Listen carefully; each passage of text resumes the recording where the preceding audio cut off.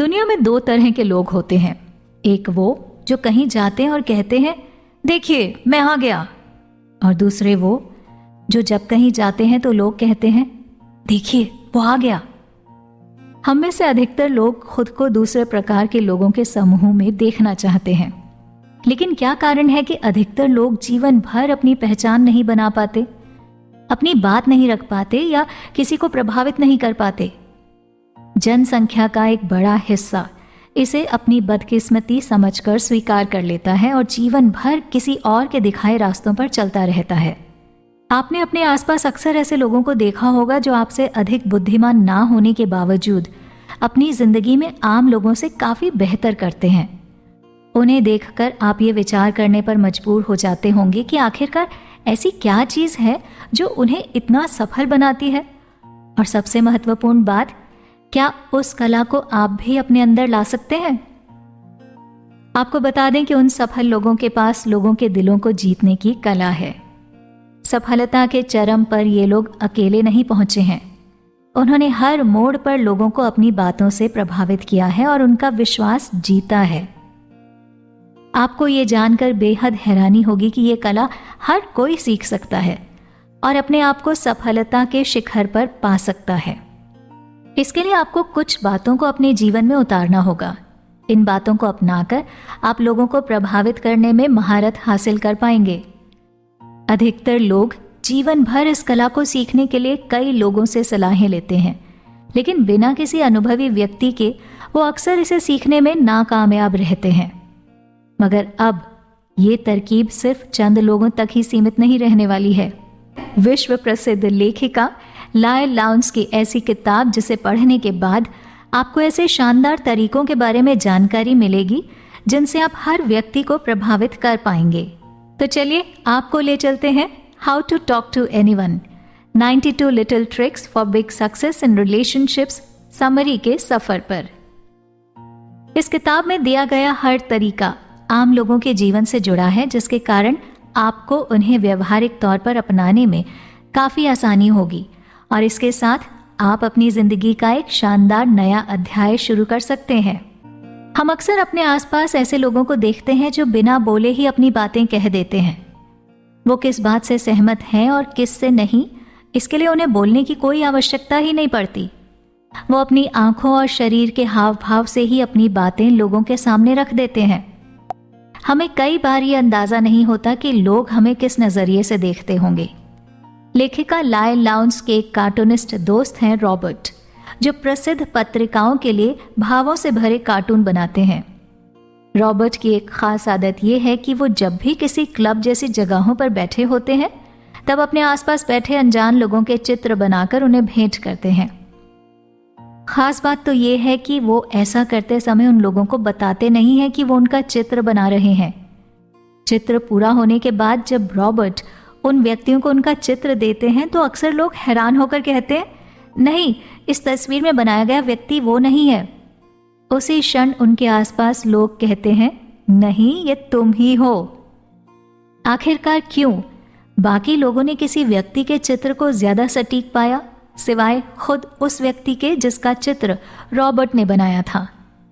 ऐसा इसलिए हुआ क्योंकि उस व्यक्ति ने हमेशा खुद को अलग दृष्टिकोण से देखा है।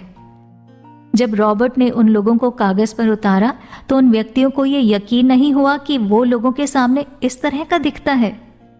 लेखिका ने जब रॉबर्ट से पूछा कि वो कैसे लोगों के भीतर छुपे उनके वास्तविक भावों को कागज पर उतार लेते हैं, तो उनका जवाब था, मैं सिर्फ उन्हें ध्यान से देखता हूं, इसके सिवाय और कुछ भी नहीं।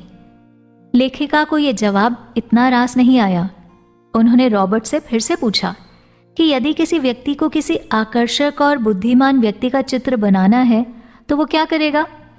रॉबर्ट ने जवाब दिया कि ऐसा व्यक्ति हमेशा नजर से नजर मिलाकर बात करेगा। वो आत्मविश्वास से भरा होगा और उसके मुस्कुराने का अंदाज भी लोगों को प्रभावित करने वाला होगा।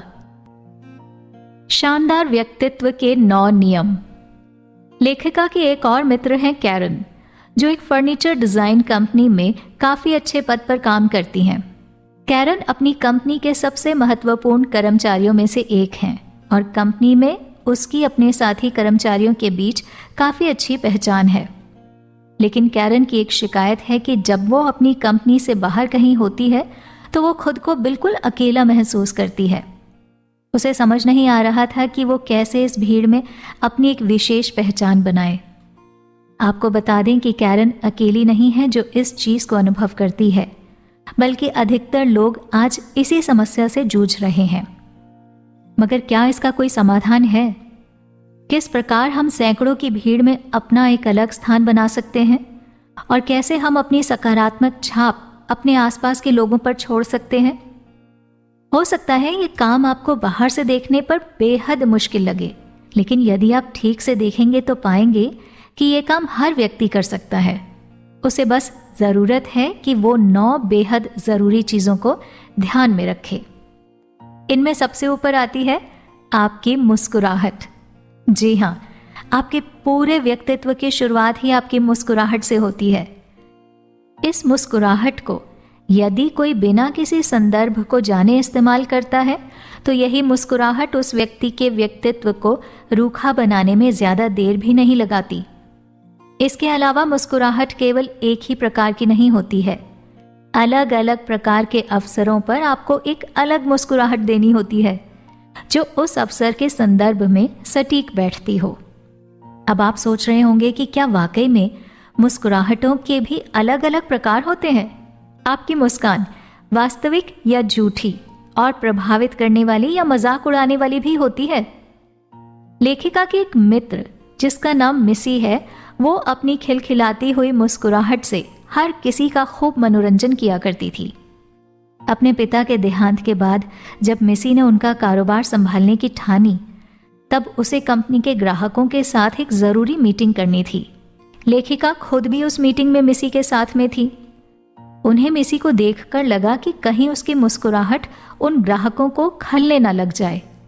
लेकिन जब मिसी ने मुस्कुराकर बोलना शुरू किया तो लेखिका के अलावा सभी लोग एकदम हैरान थे। मिसी की ये मुस्कान वो नहीं थी जो हर किसी का मनोरंजन किया करती थी, बल्कि ये एक बेहद सदी हुई मुस्कुराहट थी जो सामने वाले को आप पर भरोसा करने पर मजबूर कर देती है। मीटिंग के बाद सभी ग्राहक मिसी से बहुत प्रभावित हुए और ये मीटिंग मिसी के लिए बिल्कुल कामयाब रही। मीटिंग के बाद लेखिका से रहा नहीं गया और उन्होंने मिसी से पूछ ही लिया कि उसके व्यक्तित्व में आए इस शानदार बदलाव का कारण क्या है। मिसी ने जवाब दिया, मेरी मुस्कुराहट। मिसी ने बताया कि पहले उसकी मुस्कुराहट बेहद जल्दी उसके होठों पर आ जाती थी, जिससे लोग उसकी बातों पर हंसते थे, लेकिन कभी मिसी की बातों को गंभीरता से नहीं लेते थे। अब उसने अपनी मुस्कान को थोड़ा वक्त देकर अपने चेहरे पर लाना शुरू किया है, जिससे सामने वाले व्यक्ति को यकीन होता है कि हमारी मुस्कुराहट का वास्तव में क्या अर्थ है। तो दोस्तों, इसी घटना से हमारी पहली तकनीक निकलकर सामने आती है, और वो ये है कि आपको मुस्कुराते समय हमेशा थोड़ा समय लेना चाहिए। इससे सामने वाला व्यक्ति आपसे मुस्कुराने की उम्मीद करेगा और आपके मुस्कुराने को वाकई में आपकी खुशी के इजहार का तरीका समझेगा। जल्दबाजी में आई मुस्कुराहट आपके धैर्य में कमी का सूचक है, जिससे सामने वाला व्यक्ति आपकी बात को गंभीरता से नहीं लेगा